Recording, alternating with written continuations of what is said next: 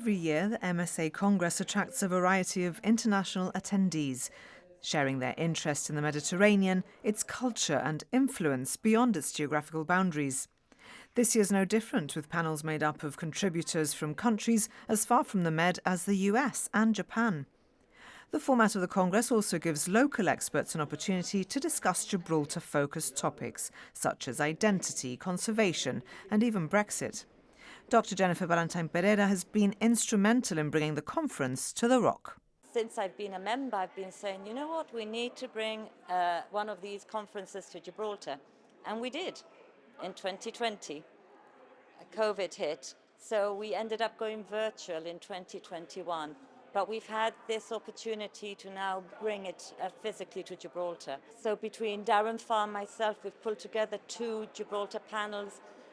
We'll be speaking ourselves, but also giving our PhD students the opportunities. We have 2 large panels from 2 universities in Japan. And there's a rise in interest in the Mediterranean in Japan, South Korea, also here, certainly from the United States, from Greece, Italy, from Sicily, from Germany.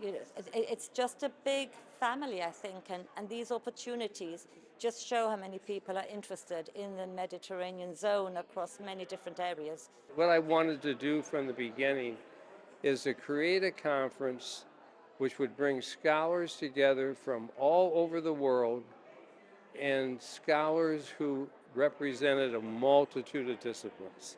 And it's worked.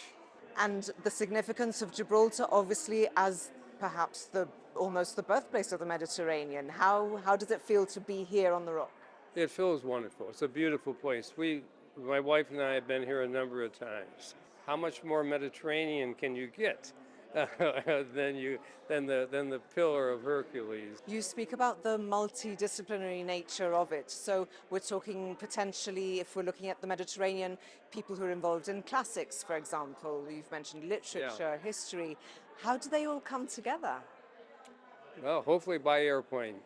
But I mean, we treat the Mediterranean as a concept, not as a geographical entity. That's why you might say, oh, look at this. They had a conference in the Czech Republic.